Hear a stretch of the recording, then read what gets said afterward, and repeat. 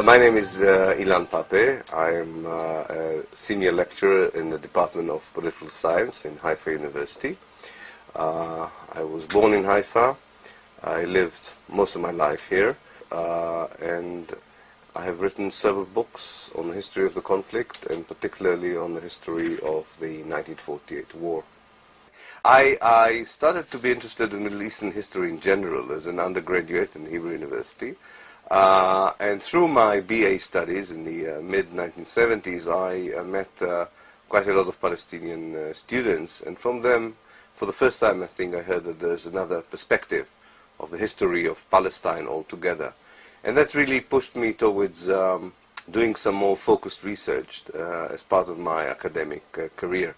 And I decided to go and do it outside of Israel in order to have a perspective from outside the country. And I went to England. I went to the University of Oxford, where I did a PhD, a doctoral thesis, with an Arab supervisor. One of them was Albert Hourani, the late Albert Hourani, and another excellent supervisor, Roger Owen, who today is the director of the Center for Middle Eastern Studies in Harvard University. And through them, I also started to have a more neutral, I would say, approach to the conflict. And in Oxford, I met even more Palestinian students and colleagues. In a way, Palestinians who were more liberated to speak about their own perspective compared to those I met at the Hebrew University. And I met several Palestinian scholars, among them Edward Said and others. I began to form an idea that something of what I knew was wrong, and something of what I knew wasn't there even. And that I needed to go myself and look at the history of the place in order to establish my own position on the issue. And after consulting with my supervisors, we've decided that I would work on the 1948 history.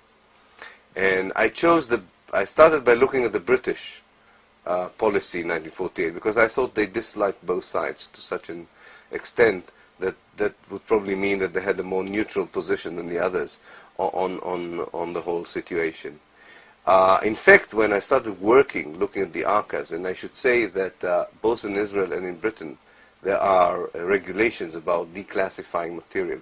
And every 30 years, the archives are declassified, are opened, which means that the archives of 1948 were open to the public, both in Israel and in Britain, and later on even in the United States, in around 1978. So when I started working, I was one of the first ones to look at documents which had been inaccessible until that time to most of the scholarly community.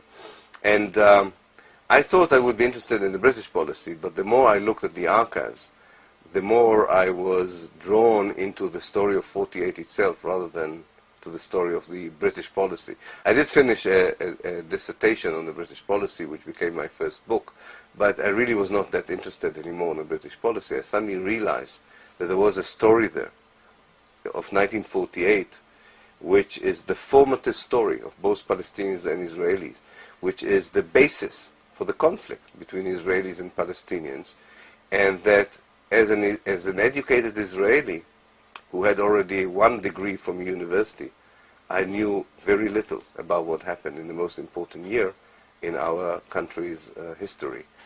And ever since then, which is, let's say, the beginning of the 1980s, I have to admit, I became obsessed with 1948, because it's like, I suppose it's like an American who would go back to either 1776 or 1865 and would feel that he knew very little about that year, and that what he knew was all distorted. So it's quite a shock, it's a trauma in many ways, for whether you are a scholar or not a scholar, it doesn't matter. So what did I find that was so contradictory to what I was educated upon? I think that there were 3 major points about 1948 which for me were very crucial, and what I found totally contradicted what I learned and what I was told through the Israeli official educational system, through my service in the army, and through my general interest in history and politics. The first was that in 1948 we were brought up to believe in Israel that this was a war between a David and a Goliath. And because the David succeeded against all odds to win the 1948 war, it produced the myth of the invincible Israeli army, which meant the Israelis felt that they were Superman. And you can see how the same myth about the invincibility, the total superiority of the Israeli army affected the Israeli myth and ethos after 48. And you can see it even in the Hollywood films produced by Americans about how the Israelis are portrayed, and of course how the Arabs are portrayed because of that. So you're not only thinking that the Arabs are maybe primitive, mysterious people, they're also cowards and people who are usually have no chance of winning any kind of a battle. Now, I also remember seeing in one of the many atlases, many of the maps on the history of the conflict, that there was always this famous map of 1948. You had thick arrows coming from the Arab world and very, very thin, hardly discernible arrows coming from the Jewish side to enforce this idea of David and Goliath.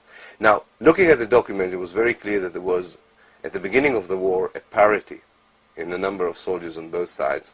And very early on in the war, the Jews had the upper hand in terms of soldiers, ammunition, logistics, and so on. So that was one myth that we had to deal with. And for us, as Israelis, it was important, because it was not just a question whether we were superhumans or not, because there was a very normal explanation why we won the 48 war, which has nothing to do with David beating Goliath.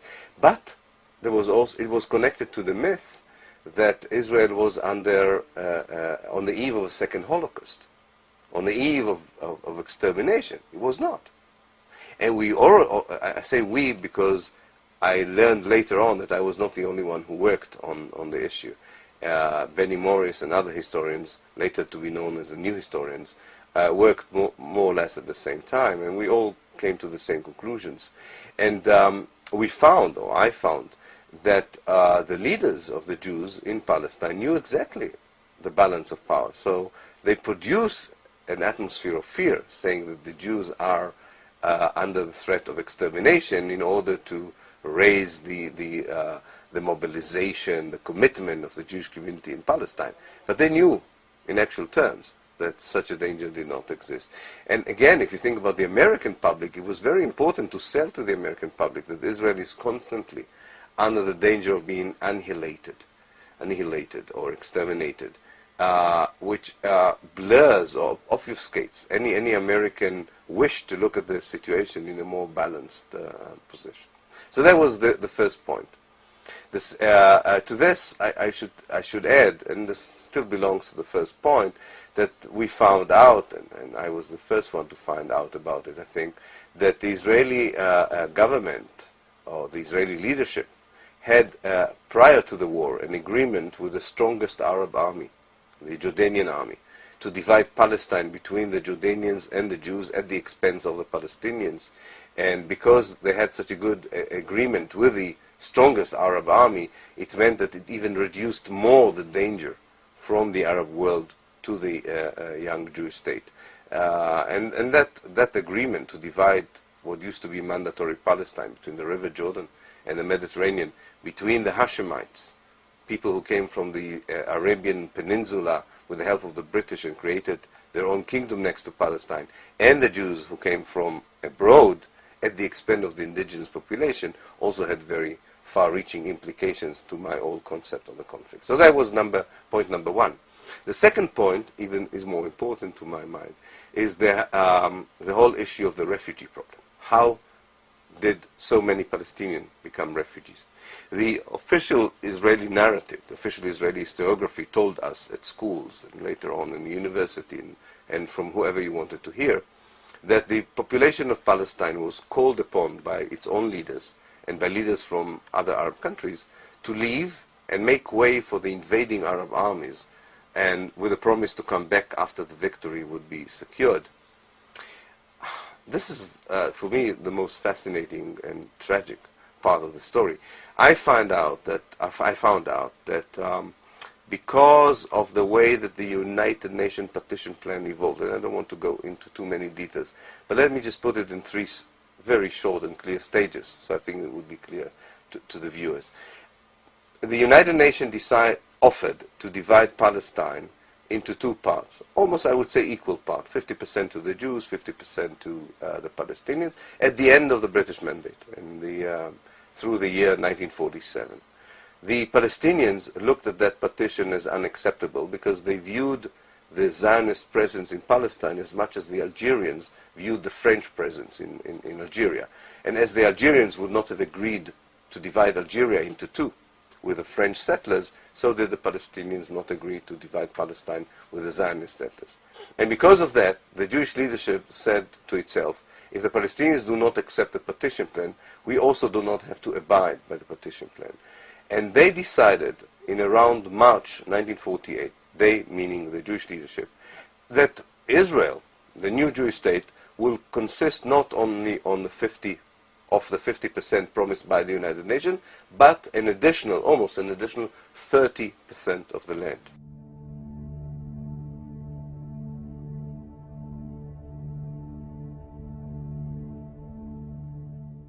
That is to say, 80% of Palestine, according to the Jewish perception, was to be the State of Israel, even before the war of 1948. In fact, if you look at the map today, the West Bank and the Gaza Strip are the 20% which Israel had decided at that time not to include in the Jewish state. Now, why was that? Because it was... Because they had an agreement. That's a good question.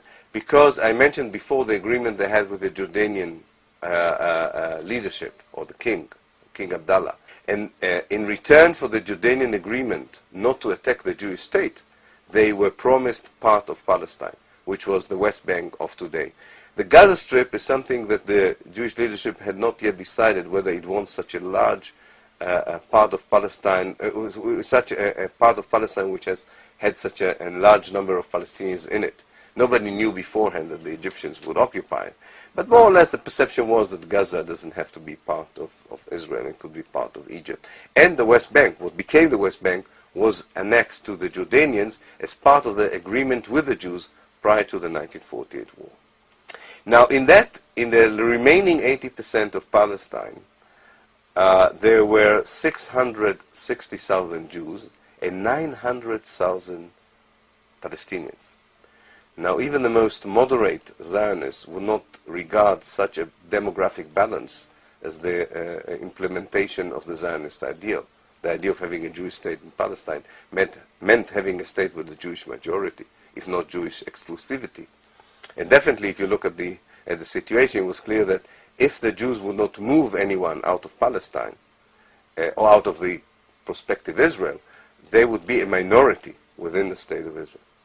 And on the 10th of March, 1948, the Jewish military and political command have decided to cleanse Palestine, to expel as many Palestinians as possible out of the 900,000.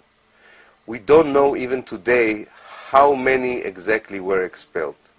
We know that it moves between 750,000 to 800,000, which means the vast majority of the Palestinians who were supposed to be part of the Jewish state were expelled by force by Israel. Now, Betty Morris, who is a very thorough researcher, went to Special Archives, which is in London, in Reading actually, not far away from London, where the British have monitored every transaction and every broadcast that was in the air in those days, ever since 1936. And he found no proof to any such message coming in the radio. There was no television. Coming in the air, and I found no evidence for anything in writing. And in fact, we know now for sure there was no such call. There was an Israeli propaganda myth to say that the Arab leaders called upon the population to leave. And they wanted to develop this myth because they wanted to hide the fact that they have decided in March 1948 to expel the indigenous population of Palestine. Now we're talking here about 900,000 people who lived for hundreds of years, if not thousands of years, mostly in villages, in 11 towns. And when the war ends, 500 villages are destroyed, 11 towns are gone, 750,000, maybe 800,000 out of 900,000 become refugees. Their land, they own most of the land in Palestine. Their land is being confiscated by the Jewish state. They have no property rights anymore, no land rights. Their houses were looted, and their careers were stopped. And it was a real human tragedy on a large scale, And the main responsibility, according to my historical research, lies with those people who decided to expel them, the Zionist leadership. So that's point number 2. Now, who are these Yeah. people? Give them names. Yeah, I'll give them name. First and foremost, we have David Ben-Gurion, who was the chairman of the executive committee of the Jewish Agency and later the first prime minister of Israel. A very powerful man. Most of the crucial decisions have to go through him.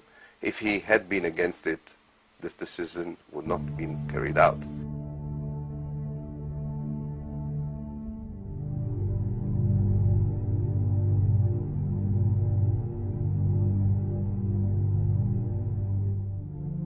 But he had people who supported him. Yigal Allon and Moshe Dayan.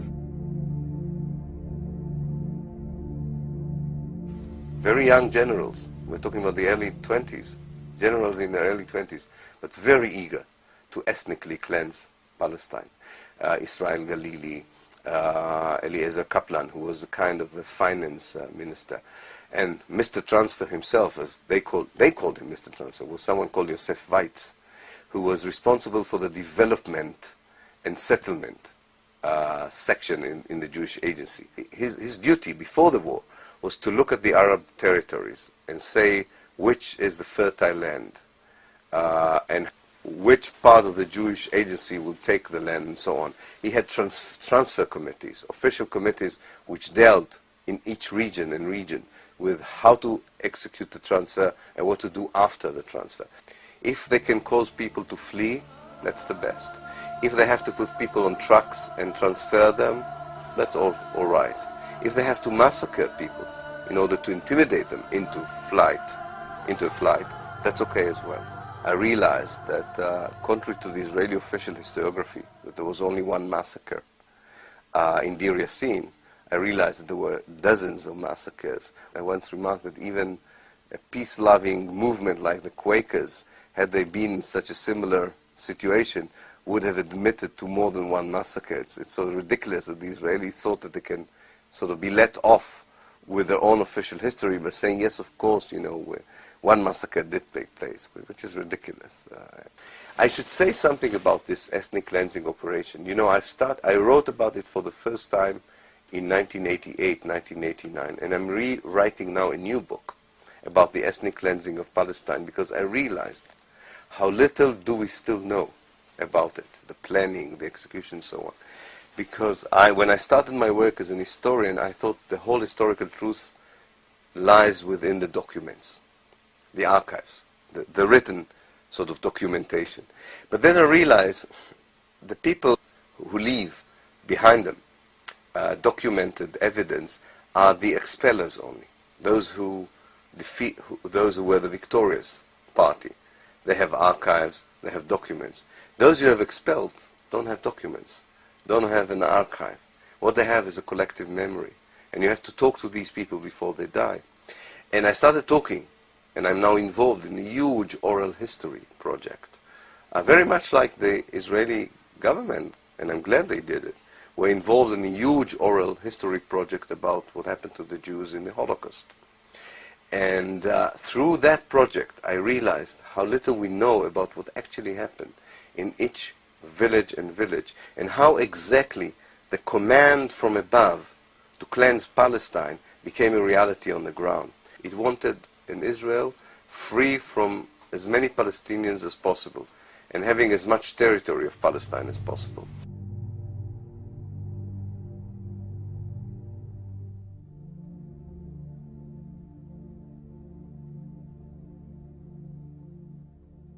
The third point, which is no less important, I think, than the other two, which contradicts the official historiography, the official narrative, is the whole story about the peace efforts after the 48 war. The Israeli official historiography is that the Israeli leaders, stretched their hand and waited for the Arab side to, to take the opportunity and conclude a peace treaty with Israel after the war of 1948. My own research found that actually it was the Arab side and the Palestinian side after 1948 that was willing to reach a compromise with Israel, according to United Nations guidelines, which were very simple: divide the land into two states, allow the Palestinian refugees to return to their homes, and you have to remember that most of the homes were still there in 48, and internationalize the city of Jerusalem. And in fact, the American administration at the time, President Truman's administration at the time, supported the Arab and Palestinian position, and even for a very short while exerted heavy pressure on Israel to accept what the Americans deemed at the time as a very sensible solution. And the Israelis refused to conclude a peace treaty under those terms. And then there was an election year in America, a different American administration, different American policy, and the opportunity for peace was missed, mainly because of the Israeli intransigence and extreme policies. So if I sort of lump together the 3 points of 1948, just to clarify it once more, I would say that the first myth, or the first point, has to do with the myth of Israel being on the eve of another Holocaust in 1948, because that would justify everything else Israel would do afterwards, in the war itself and after the war. Israel was not.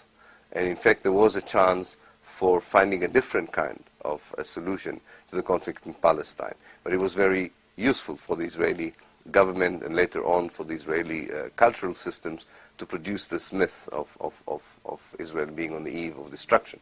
The second is that the 48 war did produce the Palestinian refugee problem, not because the Palestinian refugees fled voluntarily from Palestine, but because they were ethnically cleansed from Palestine. And the third point was that there was a chance for peace after 1948, and not because the Palestinian and the Arab side were the inflexible and refused to enter such peace negotiations, but on the contrary, because the Israelis were very happy with the results of the war, and they didn't see any need to go into negotiations which might change their or harm the achievements they had gained during the war. So that was the major revelations about 48. And I have to say and repeat it was not only my work. It's the work of that group called the New Historians. We're not that many, but 3 or 4 Israeli historians who were working at the time, at the same time, on the same archives, reaching the same conclusions or portraying the same picture about the past.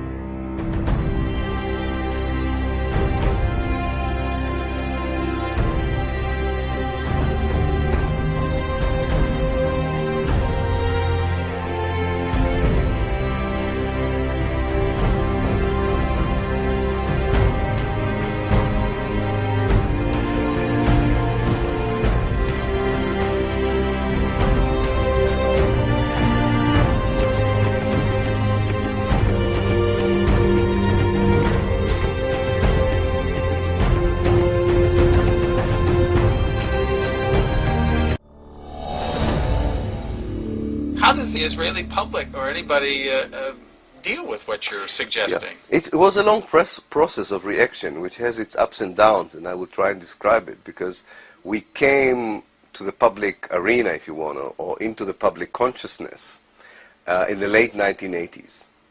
So let me just describe it sort of chronologically, because it hasn't ended yet, and I don't think there is a bottom line saying this is how the public received us. The first reaction was very suspicious, and it came through the articles in the printed press, in the electronic press, and there was an attempt to just push us aside by saying these are not professional historians, They work according to their ideologies, and they are at best ignorant and at worst agents of the PLO. But this passed because the global reaction was very different. In very respectful and respected academic centers, our books were accepted, our works were regarded as solid professional works of history. So the academic and political establishment in Israel had to review its position. And roughly, I would say, around the beginning of the Oslo process, September 1993, the attitude changed for better.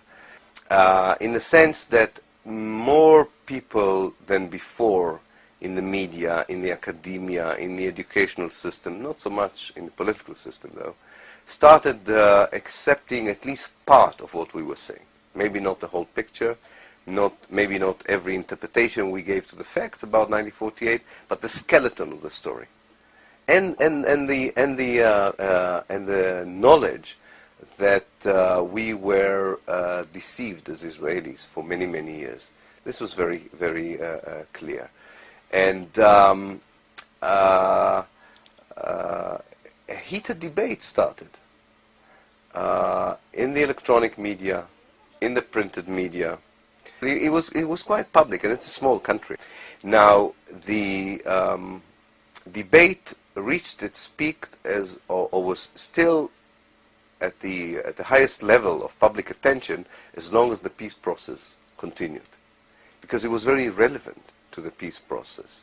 In fact, at one point there was a huge public debate between what can be called the old historians, that is, the historians who produced the old narrative, and the new historians in Tel Aviv University, which brought more than 700 people into the debate, which in Israel, which is a small country, is a huge number of people that would bother in the evening to, instead of watching television, whatever, go and hear an historical debate.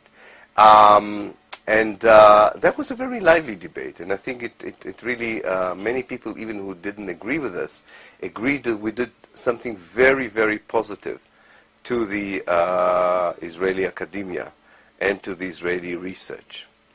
Now, at the end of that debate, I would say in the end of the 1990s, before the peace process collapsed, I can point to three sort of examples which show how far we went in our influence, let's say, or in the reaction to our findings. One is a very famous television program. In 1998, Israel celebrated its 50th anniversary, and for that celebration, the Israeli first channel on TV prepared a documentary series on Israel's history, 22 chapters on the country's history, and this was the flagship.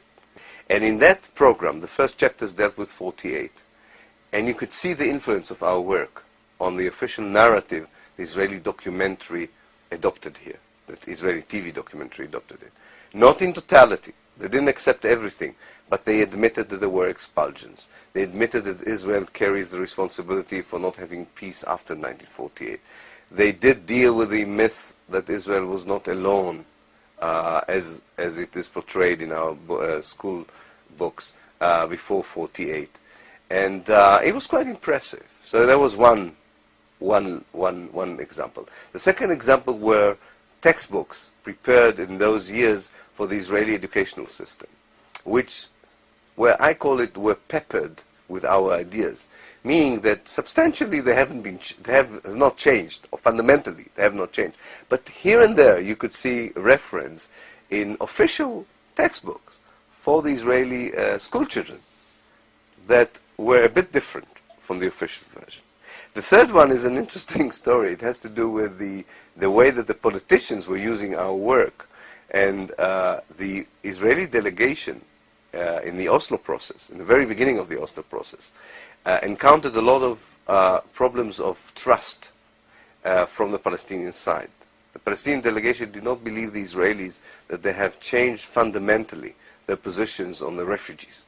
So the Israeli delegation produced our works to show them that, you see, there is a new intellectual trend in Israel, and definitely we're thinking differently. Interestingly, in the Camp David Accord in the summer of 2000, it were the Palestinians who produced our work to show the Israelis that they are retreating on their previous promises to go much further than they actually did in the summer of 2000.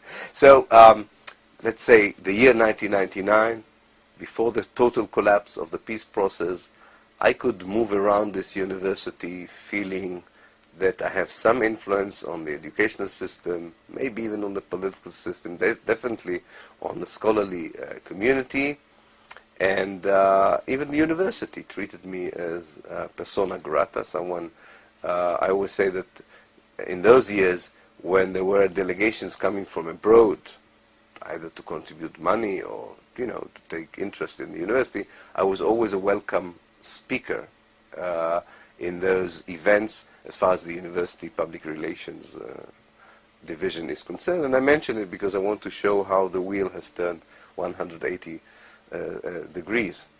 Now came October 2000, the outbreak of the second uprising, the Intifada, a total change in the general Israeli public mood about peace, about the Palestinians.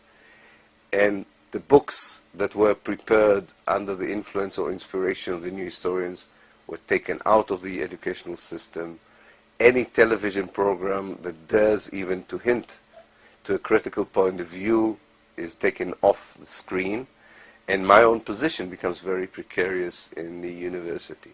It became even worse because my main colleague in the group of new historians did a kind of a mea culpa, Benny Morris, and he said that he was wrong to accuse Israel of war crimes or doing something wrong in 48.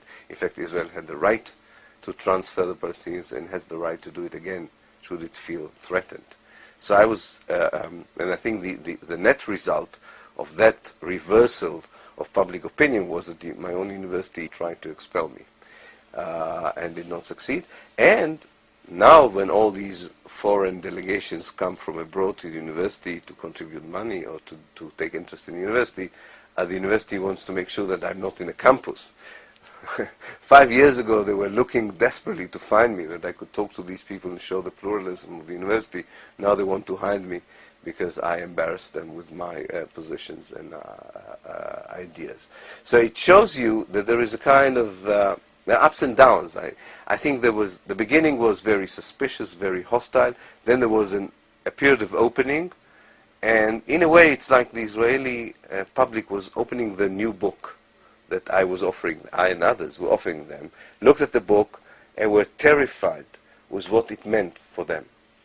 Because so many of them felt, wrongly by the way I think, but they felt that if I'm right, they have serious doubts about their moral right to be here. And I think that's what really terrifies them. They don't want to deal with it. They rather want to go back to their own idea of morality, which is if you are powerful and strong, then you're also morally right. If I succeeded in expelling someone, it means he was wrong. I don't want to go into the question whether what does it mean, this expulsion? What does it mean that the victims of the Germans were victimizing others? What does it mean that the survivors of the Holocaust were creating such a terrible catastrophe for the Palestinian people? They don't want to deal with these questions. I feel that they will. We'll probably talk about it a bit later, but I feel they have to deal with it. How do your students react over this whole period? Give me a little bit of their reaction Good. then and how that changed. Good. It hasn't changed that much, but there's a difference between two groups of students. The undergraduate students who are not sure yet what they will do in life, definitely are not sure whether they want to embark on an academic career or not, are very supportive, are very receptive. Most of them, of course, didn't live through the 48 period. They know that something is wrong and that the solutions that are being offered to them do not work. So, and they find it a refreshing approach. So I'm very popular with the young students. I call them young, I mean in the sense that they are undergraduate. The postgraduate students, those who go for a second degree or third degree, who already made up their mind that they want to become professional academics, are very worried that any association with me would affect their careers. It means that, like good academics, the moment they really become professionally, they lose their moral courage and integrity. one of my students, although he was not directly a student of mine, wrote a dissertation not under my supervision. In fact, I suggested to him not to be supervised by me because I knew it could spell trouble. And very naively worked with a very sort of mainstream historian in this university. And he looked thoroughly at what happened to several villages during the 48 war. And he used what Israeli historians do not like to use. He used oral history as well. He started interviewing Palestinians who still survived from that period. And in one of the villages, a huge village, which is gone now, not far away from where we sit in Haifa, the village of Tantura, he heard from all the survivors and from some of the Jewish soldiers who participated in the occupation of the village that a terrible massacre took place there. In fact, one of the biggest massacre in 48. And he wrote a dissertation very carefully, saying these are witnesses, both them and the Jews insist that the massacre took place. So he said, I cannot say exactly how many were killed. I'm not preparing a legal suit against those who massacred. I'm just saying that in collective memory of Palestinians and Israelis alike, there is one massacre here. We should wait and maybe one day even get fuller evidence about it. And the examiners liked the thesis, and rightly so, and gave him one of the highest grade ever given in Haifa University to a master dissertation. The soldiers who represent the veteran association of that unit sued him in court. And even before the trial began, he started to regret his own involvement because it was accompanied by many telephone threats to him and his wife. And he's not so strong. I mean, I know as someone who is involved in such struggles, you need to be quite a good constitution for such struggles, let's say. And he doesn't have it. He doesn't have it. And he thought of a way out of it, which he regretted later, which was to sign an apology, which the lawyers of the other side succeeded in getting out of him. And he did not even consult his own lawyers about it. 12 hours after he did it, he realized that this was stupid, and he should go to court and defend his findings because he believed in his findings. But the court already said, this is it. You cannot retract on a retraction. I'm not a legal expert, so I don't know if it's true or it doesn't matter. It meant that there was no trial. But ever since that episode, he continued very forcefully saying that a massacre took place. And that's where I got in. I decided to do my own research. I also find documents. I went to the archives. And I wrote articles in English, in Arabic, in Hebrew, every language, claiming A, that there was a massacre. I'm convinced. And second, I asked the soldiers to sue me. Because I said, I'm willing to go to court. I can prove to you that there was a massacre. Now, of course, the soldiers did not sue me, and haven't until this very day. But the thing is that the university decided to disqualify this poor student, although he stood behind it. And they first told him he has to revise the thesis, because an inquiry commission discovered that here and there he misquoted some of the interviews, which every historian does, especially an MA student. But anyway, they found it, and he could correct it. So he corrected it. But after he corrected it, they disqualified him again. And this was really a campaign of harassment towards the student. And because I openly criticized the university on this issue, the university started to persecuting me and prosecuting me as well. It came to a disciplinary court. But luckily, there was such an overwhelming international pressure on the university that the procedures against me were suspended. There's another chapter in this saga, so to speak. And I'm not telling this story because of my own predicament. Compared to my colleagues in the occupied territories, my colleagues in the universities in the occupied territories, there's no comparison. It pales in comparison to what they're going through. But it's part of the same picture of the demise of Israeli democracy, the demise of respect for basic human rights and civic rights. So before the saga, I should say that after the events or after the failed attempt to expel me, I'm being boycotted in this university. I cannot participate in seminars. This is conferences, symposia. Not officially. Nobody would admit to it officially. But let's say the Department of History wants to organize, and this has happened. They want to organize a conference of the 1948 history, and they invite me, and they publish the fact that I would be one of the speakers. Immediately the authorities would call them to take my name out. And I think the most, and I will email you one of the responses to that boycott by someone who doesn't like my views and definitely not on my side, but he rightly said so, that the most terrifying thing of what happened to me is not what happened to me, but the fact that nobody of my colleagues have stood against what they did to me. And knowing from Germany, they could be next. They could be next. And it was amazing. It was less the stupidity of the management here, that they decided that they can, chase me out. It is the fact that you have 600 university lecturers, and not one of them came out and said, come on, you can't do this. You may not like his views, but you can't not in a normal university. You don't do this, and then you claim that Israel is the only democracy in the Middle East. You can't do this. And anyway, they have, and it goes on. I wanted to break the boycott, so I organized the conference, and I decided to ignore the messages I got from above, that no, you cannot have a conference in university, you are barred from having conferences.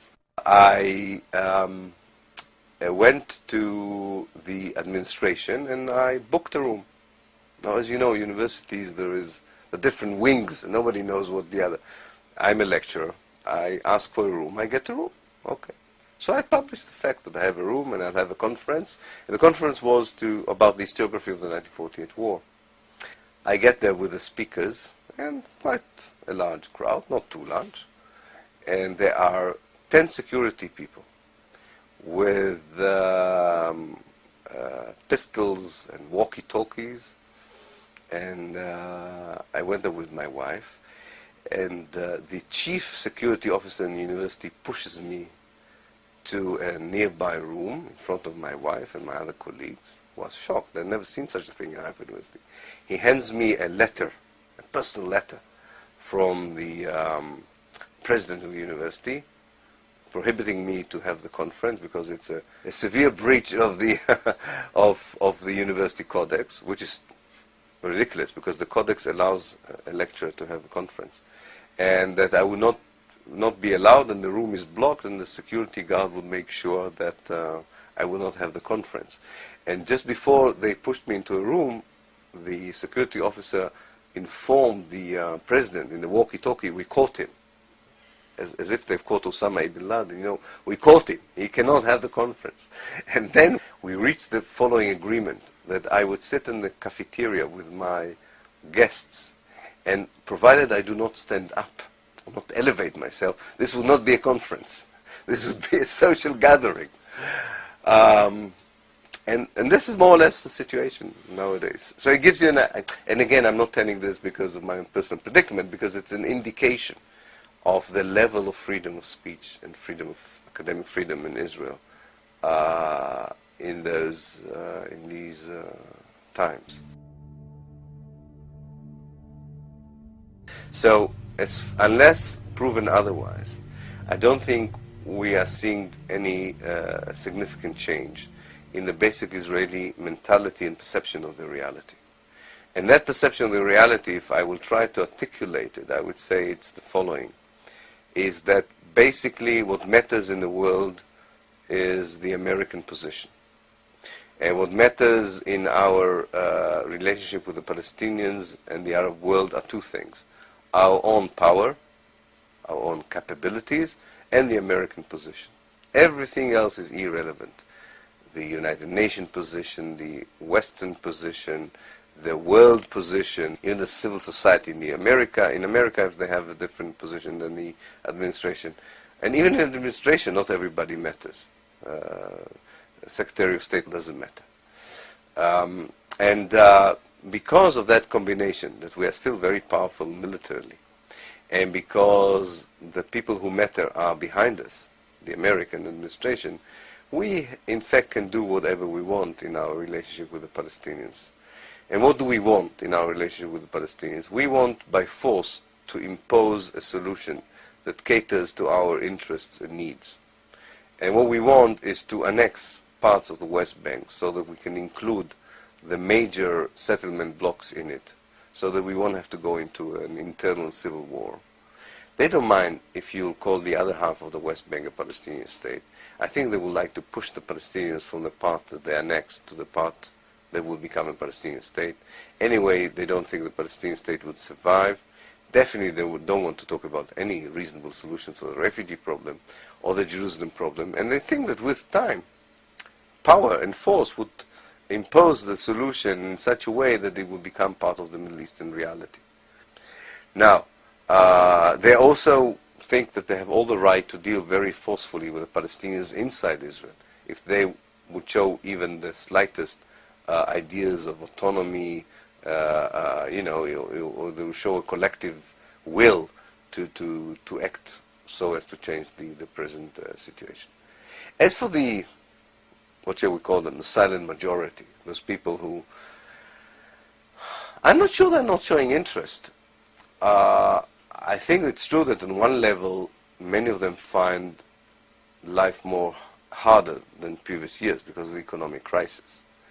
It's true that many of them find politics repugnant. In a way, it's something they don't want to deal with. But the principal reason why the Israeli political system can go on with the same policies is because that silent majority also harbors certain images and perceptions of the Palestinians as well. I think Israeli Jewish society is a racist society.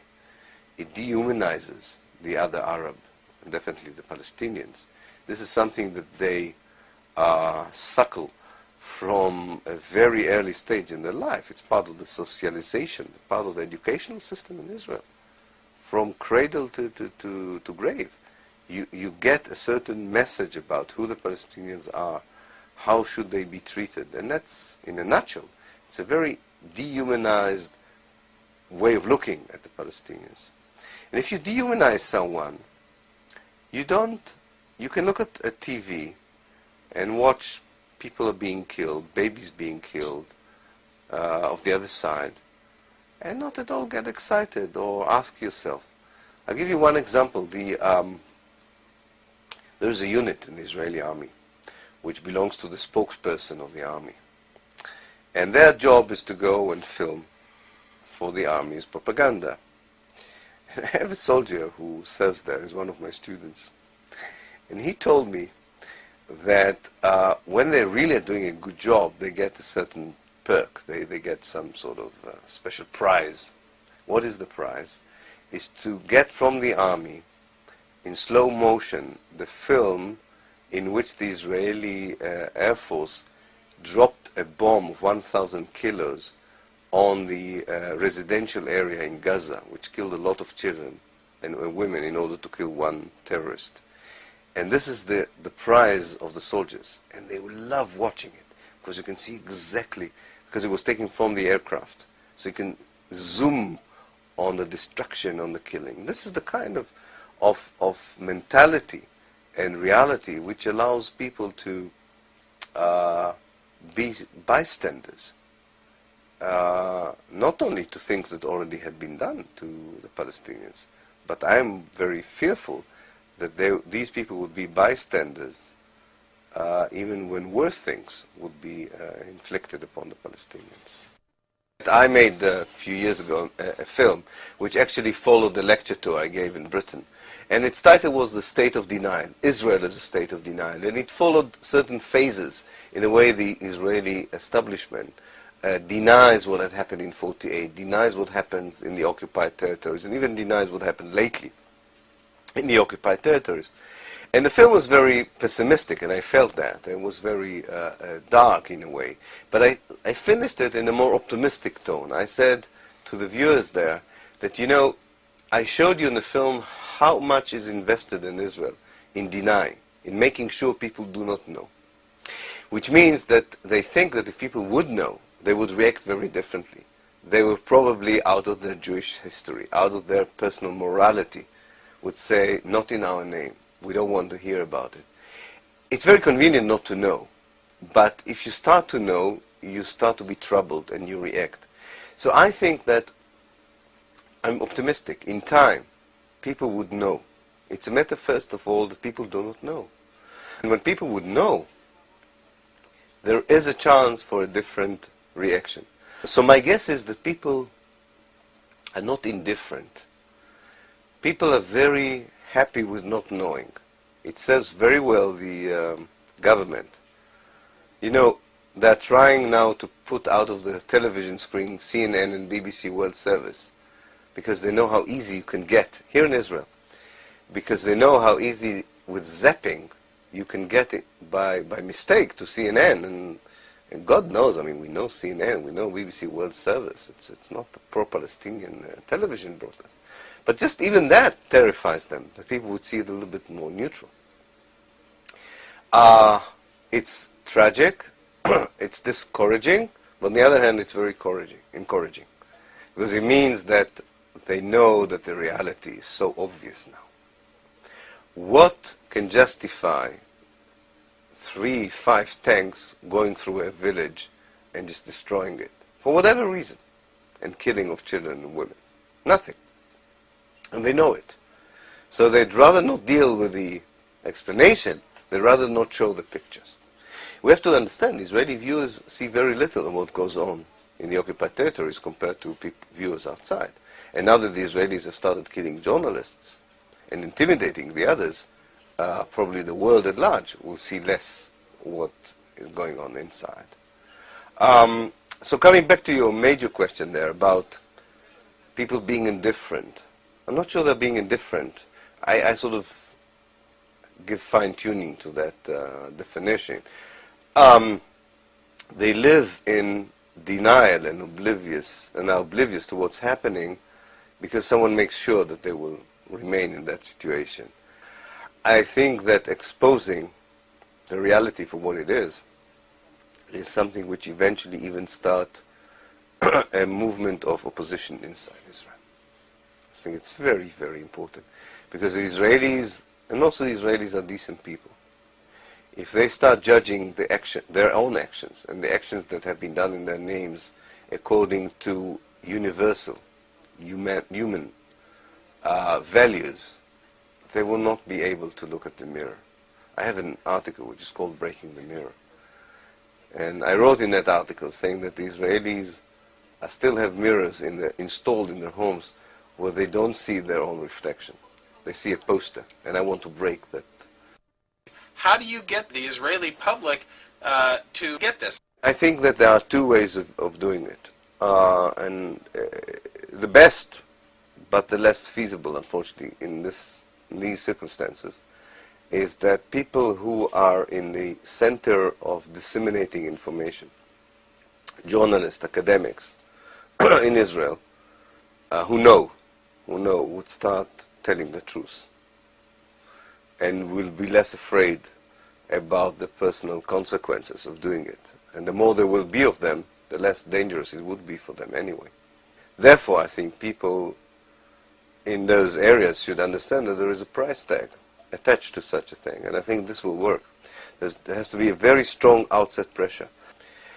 And therefore, I called upon the world academia to start judging and criticizing Israelis who are not, Israeli academics, who are not fulfilling that role very severely. Not invite them, disinvite them, not come to their conferences, boycott them. Because people should understand this is the only way of conveying the message. And this is a very powerful message that everyone individually can pay a price for taking such even an active role, a passive role, in allowing its own country and system to execute or continue to execute a reign of terror and intimidation in the occupied territories. Where does Israel go, and where does Zionism go? Absolutely. I think what would happen is something that already started happening, but it would be accelerated, is that the Israeli Jewish society, leaders and people alike, would reach a juncture from which they can turn either right or left. They won't be able to move ahead, which means continue with the oblivion and the denial. And it's a big question where they would move to, and then let me describe the two options. One is to move towards a country or a state that will be based more on international values such as democracy, liberalism, freedom of rights, freedom of human rights, civic rights, and so on.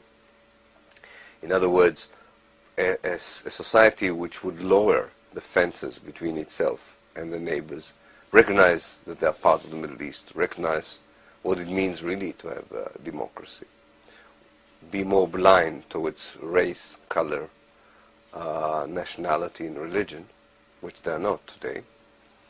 That's one option. And the other option is to go to the right, to build higher walls between Israel and the rest of the world, because they know about the reality now. Give up altogether the whole idea of democracy or liberalism, freedom of right, human rights, civic rights. Create a kind of a theocracy, like Iran, based on a very strict interpretation of the Jewish halakhic law, and sort of hope that God and maybe a similar regime in America would make sure that the Jewish state would survive forever and forever. Now, we are conducting surveys here in this university about these two options for years, and unfortunately, so far, the majority of the Jews, if they stand theoretically in such a juncture, prefer the theocracy, what I call the lotocracy, the theocracy of the zealots. They prefer the theocracy to the democracy. Well, it seems consistent with the wall that's going through Absolutely. the West Bank. I mean, Absolutely. If there was ever an example of your turning right there, that's a perfect That's example.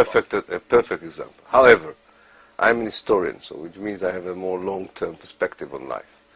I think that it may even be a necessary turn to the right in order to go back to the left, which means that in the long run, I still have what is left of my confidence that people would be awake. If they have not waken up now, they will be woken up if indeed the present Israeli conduct would even get worse. Hardly imaginable, but it can get worse. It can get worse. I hope it will wake up people, as one hope that in America people would wake up. Sometimes you need a certain number of casualties, a certain number of breaches and violations of your basic rights before you are waking up. Sometimes it has to happen to you before you realize it's important, because you're not impressed when it happened to others. I will end with a short anecdote. I always like the anecdotes instead of these abstract, heavy academic discourse.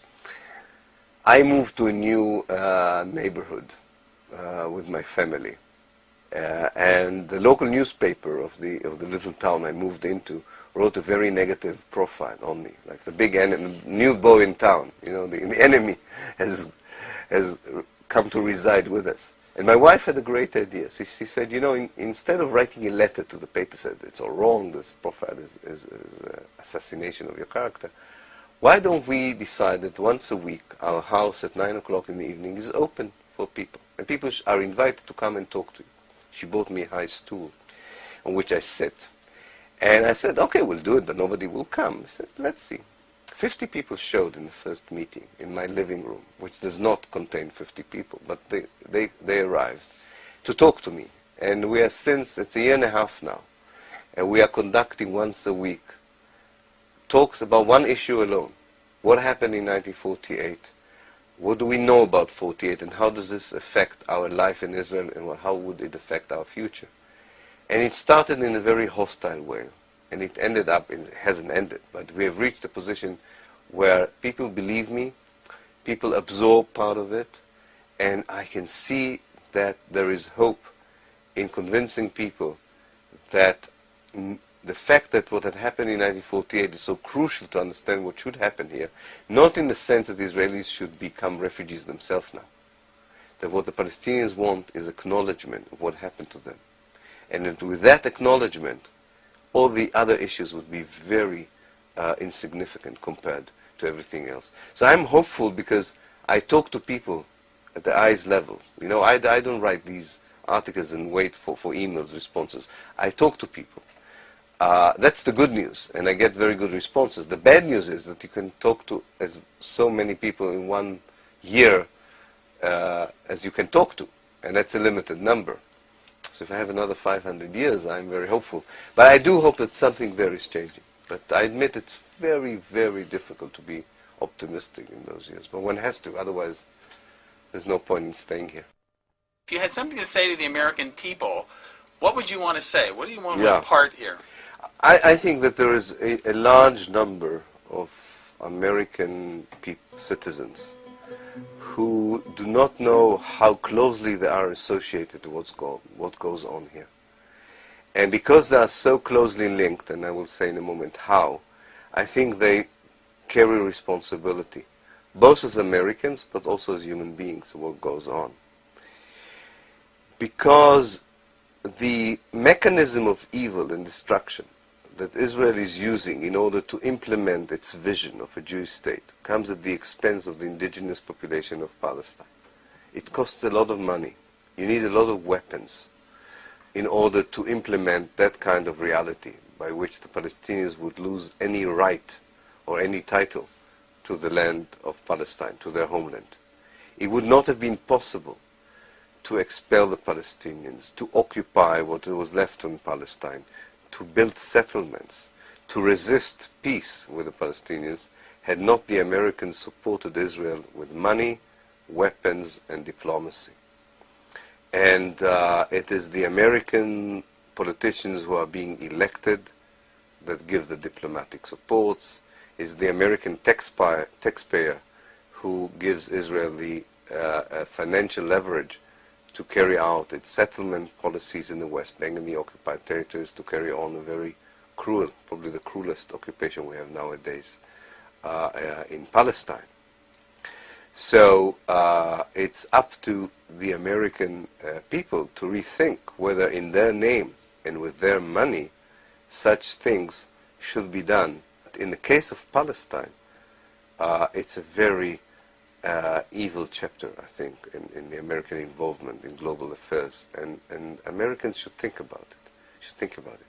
On a human level, on a more human level, I've toured America, and I've come to places in Midwest and Mid-America.